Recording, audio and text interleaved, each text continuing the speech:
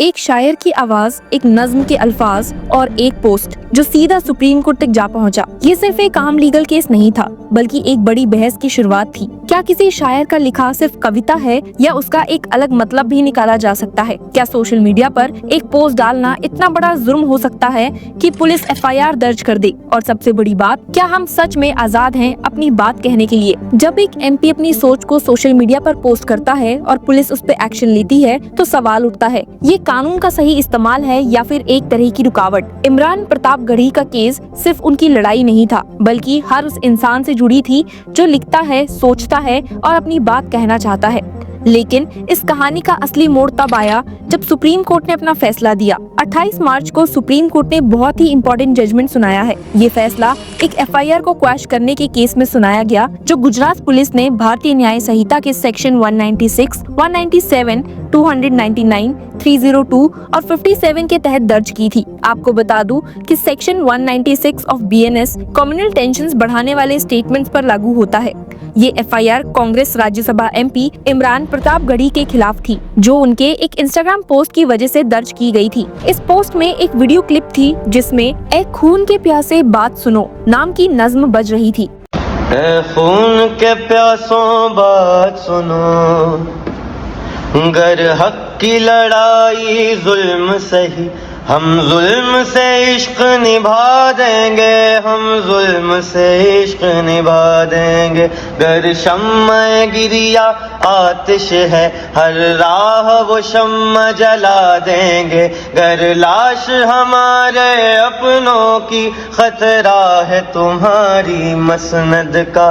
उस रब की कसम हंसते हंसते कितनी लाशें दफना देंगे। ए खून के प्यासों बात सुनो, ए खून के प्यासों बात सुनो। गुजरात पुलिस का कहना था कि ये पोस्ट कम्युनल टेंशंस बढ़ा सकती है।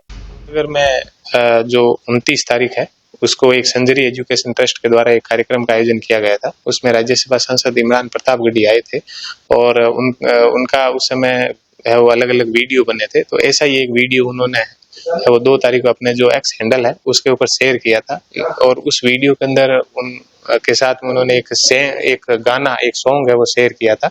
उस सॉन्ग के जो शब्द थे वो बड़े ही वो आपत्तिजनक शब्द थे और उन आपत्तिजनक शब्दों के आधार पर अलग अलग जो सोशल मीडिया के ऊपर ये गाना है, ये जो वीडियो है, ये वायरल हुआ था और अलग अलग जगह पर कार्रवाई के लिए गुजरात पुलिस को भी टैग किया गया था। तो Jamnagar city A division police station के अंदर है वो अलग अलग शिकायत आई थी। तो उस शिकायत के आधार पर है वो FIR दर्ज की गई है। FIR है वो BNS की अलग अलग धाराओं के अंदर, जैसे 196 है और 197 है, BNS की कलम 57 है, उनके तहत FIR दर्ज की गई है। और उस FIR के अंदर इमरान प्रतापगढ़ी और जे अल्ताफ खफी और संजरी एजुकेशन जो ट्रस्ट है उनके लोगों को और जो भी इन्वेस्टिगेशन में नाम आएंगे उनके ऊपर FIR दर्ज की गई है। 17 मार्च 2025 को गुजरात हाईकोर्ट ने FIR रद्द करने से मना कर दिया था। हाईकोर्ट ने कहा था कि पोयम के कुछ लफ्ज में थ्रोन का जिक्र है और लोगों के रिएक्शन से लग रहा है कि ये सोशल हार्मनी को डिस्टर्ब कर सकता है। हाईकोर्ट ने ये भी कहा कि प्रतापगढ़ी ने पुलिस की इन्वेस्टिगेशन में कोऑपरेट नहीं किया। पर जब मामला सुप्रीम कोर्ट पहुंचा तो 25 जनवरी को सुप्रीम कोर्ट ने नोटिस इशू किया और पुलिस को फर्दर एक्शन लेने से रोक दिया। 3 मार्च को सुप्रीम कोर्ट ने इस केस में अपना फैसला रिजर्व कर लिया था। अब देखना ये था कि क्या सुप्रीम कोर्ट MP प्रतापगढ़ी के अगेंस्ट फाइल की गई FIR को क्वैश करता है या नहीं। आपको बता दूं कि इस दौरान गुजरात पुलिस का कहना था कि लोगों ने इस पोयम को अलग अलग तरीके से समझा है। सॉलिसिटर जनरल तुषार मेहता ने आर्ग्यू किया था कि सोशल मीडिया टीम की रिस्पॉन्सिबिलिटी भी MP पर होती है, लेकिन प्रतापगढ़ी के वकील कपिल सिब्बल ने आर्ग्यू किया कि हाईकोर्ट का अप्रोच गलत था और सुप्रीम कोर्ट को इस पर स्ट्रॉन्ग स्टांस लेना चाहिए। 28 मार्च को जस्टिस अभय S ओक और उज्जवल भुयान की बेंच ने अपना फैसला देते हुए कहा है, free expression of thoughts and views by individuals और group of individuals is an integral part of a healthy civilised society.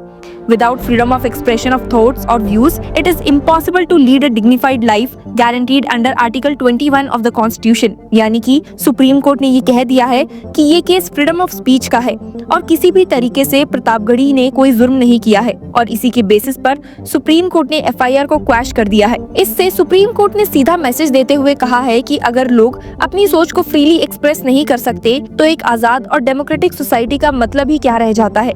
आप सभी तो जानते हैं कि शायरी और रेजिस्टेंस का रिश्ता हमेशा से पुराना रहा है। इमरान प्रतापगढ़ी भी एक ऐसे ही मशहूर शायर है। उनकी कविताएं आम लोगों तक पहुंचती है, जो सोशल और पॉलिटिकल मुद्दों पर छुपी हुई बातें सामने लाती है। लेकिन जब एक शायर पॉलिटिक्स में आता है तो उसके लिखे हर शब्द का अलग मतलब निकाला जाने लगता है। गुजरात हाई कोर्ट ने पहले FIR रद्द करने से मना कर दिया था। कोर्ट का कहना था कि एक MP होने के नाते प्रतापगढ़ी को समझना चाहिए कि उनके पोस्ट का क्या इम्पैक्ट हो सकता है। लेकिन सुप्रीम कोर्ट का कहना था कि अगर किसी व्यक्ति के विचार दूसरों को पसंद भी नहीं आते तो भी उनका राइट प्रोटेक्ट किया जाना चाहिए। Supreme court said, even if a large number of persons dislike the views expressed by other, the right of a person to express the views must be respected and protected। आगे supreme court ने clear किया कि जजेस का काम सिर्फ कानून को अप्लाई करना नहीं, बल्कि कॉन्स्टिट्यूशन के आइडियल्स को भी प्रोटेक्ट करना है। कोर्ट का कहना था, the courts are duty bound to uphold and enforce the fundamental rights guaranteed under the Constitution of India. Sometimes we the judges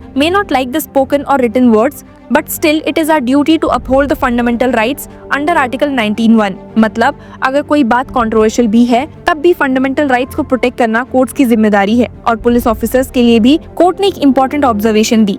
The court said the police officer must abide by the constitution and respect the ideals. Liberty of thought and expression is one of the ideals of our constitution. इसका मतलब ये है कि police का काम सिर्फ FIR दर्ज करना नहीं, बल्कि समझना भी है कि किसी भी स्टेटमेंट का एक्चुअल इम्पैक्ट क्या है। कोर्ट ने कहा कि किसी भी स्टेटमेंट का इफेक्ट स्ट्रॉन्ग माइंडेड और रीजनेबल व्यक्ति के पर्सपेक्टिव से जज करना चाहिए, ना कि उन लोगों के नजरिए से जो हमेशा इनसिक्योर फील करते हैं।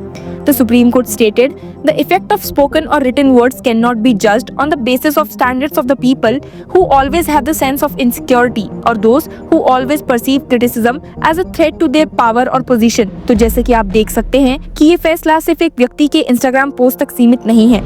ये एक बड़ा लीगल प्रेसिडेंट है जो फ्यूचर में फ्रीडम ऑफ स्पीच और एक्सप्रेशन को प्रोटेक्ट करेगा। लेकिन ये फैसला एक नई डिबेट को भी जन्म दे सकता है। कुछ सवाल हैं जो इस फैसले के बाद भी उठ सकते हैं। So let us know your views on this judgment and keep following Law Chakra for more such legal news and updates. Thank you. Hello law lovers and justice seekers, welcome to law Chakra. हम आपके लिए लेकर आए हैं कुछ बहुत ही exclusive. Introducing law Chakra prime membership, जो आपको देगा exclusive access like never before. चाहते हो कि सबसे पहले आपको मिले latest legal updates? Law Chakra prime के साथ आपको मिलेगा early access to exclusive content, critical case analysis, courtroom battle का ब्रेकडाउन, वो भी बाकी व्यूअर्स से पहले। मोर अपडेट्स, मोर एनालिसिस। इसी के साथ अगर आप कभी सोचे कि हम कैसे लेकर आते हैं आपके लिए ये लीगल अपडेट्स, तो इसके लिए भी प्राइम मेंबर्स के लिए है हमारे पास एक special sneak peek behind the scenes of law chakra. Brainstorming session से लेकर ब्लूपर्स तक सब कुछ।